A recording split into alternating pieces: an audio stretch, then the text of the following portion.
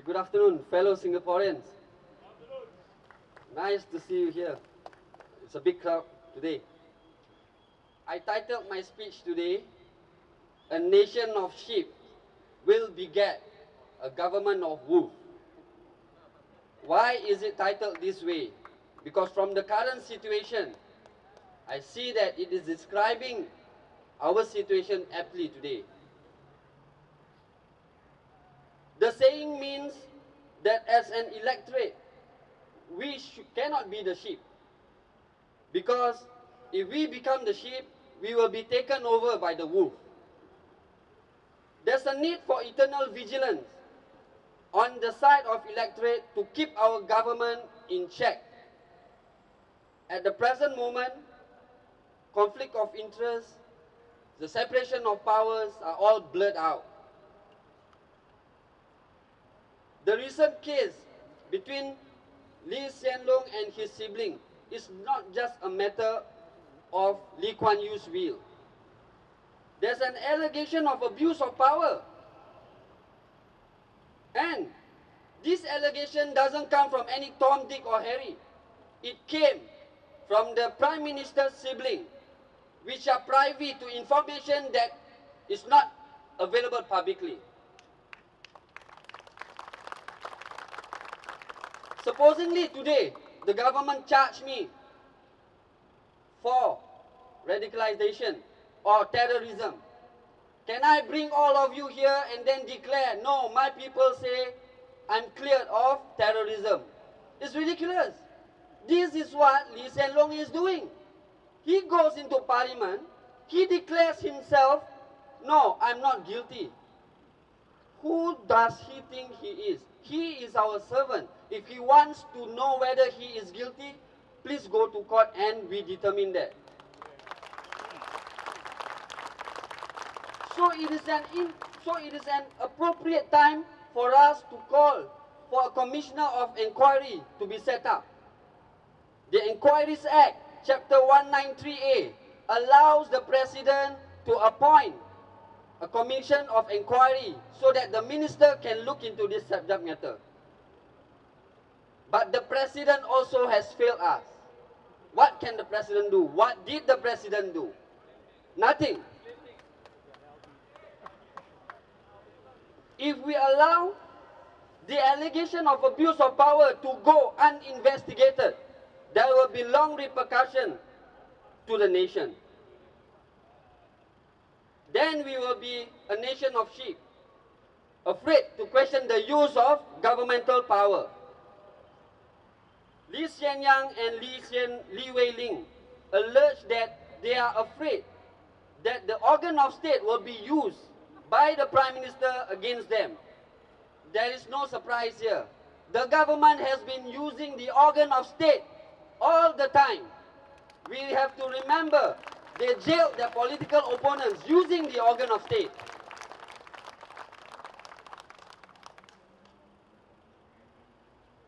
So this fight against corruption, against nepotism, against cronyism, against the abuse of power, this fight belongs to all of us. The wolf has always been in parliament. Today it has started showing and clawing at us. Recently, Mr. Shanmugam has said that the government will continue to keep its ability to amend the constitution at will and without vote. And what year are we living in? In the 60s? Isn't democracy is about voting? Why don't they take a referendum on very serious matters? Why are they just shutting us out and then declare in parliament, no, we are going to do this and this? Aren't we part of the democratic process?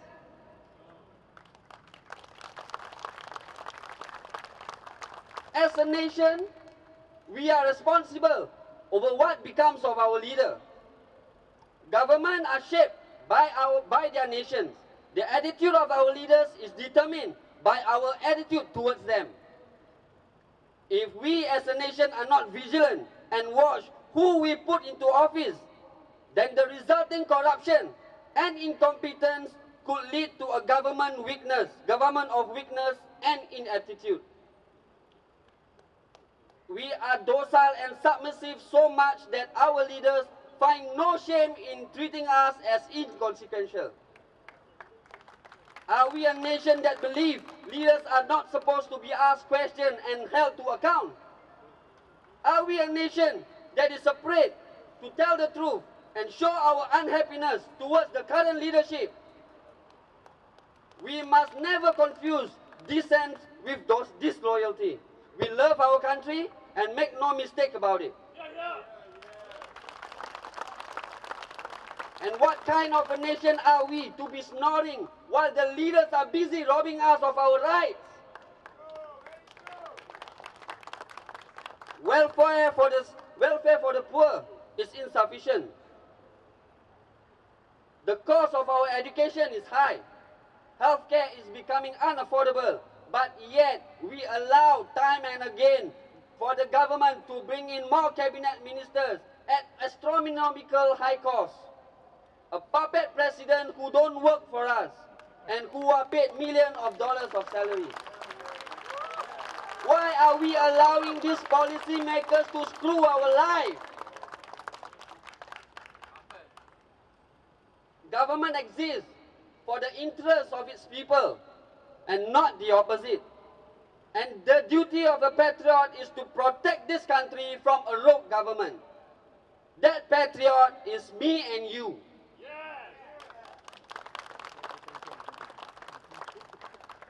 The government is merely a temporary servant.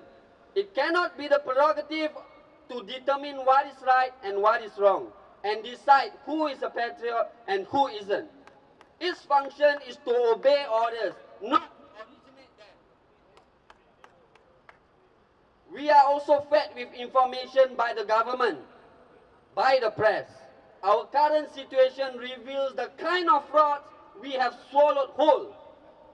Giving, as an example, if they give welfare, it makes people lazy. What kind of rubbish is this? This government, for half a century, has put out misinformation, no information, secrecy, and it has produced gigantic waste and mismanagement of our country. We don't hear about the graft that they are doing at the top level. We don't hear about the untouched poverty at the base because our mainstream media is in cahoots with the government. Unless we, the people, insist on a change, take action personally to follow through, we will continue to be led on. Our rights are not shredded overnight. It happened through years of indoctrination by our mainstream media. It gets Singaporean people to accustom to a view of government as unlimited, ever expanding, a good governance, but in the end it is hollow. So we are just living up to our training. The purpose of training citizens to become sheep is to make the world easier for wolves. See, wolves come in two varieties, the lawmaking and the law-breaking. So it is not a coincidence that the nation has among the most laws, and in the world we have the highest percentage of its population in prison. We need to recognize that we are being led down by a very, very dangerous path, and that the cost of following without challenge is the loss of basic freedom that facilitated our pursuit of happiness that define us as a nation. If we continue to be silent, these wolves will slowly tear us piece by piece. Be silent no more, my friends. Take charge of our nation. Thank you very much.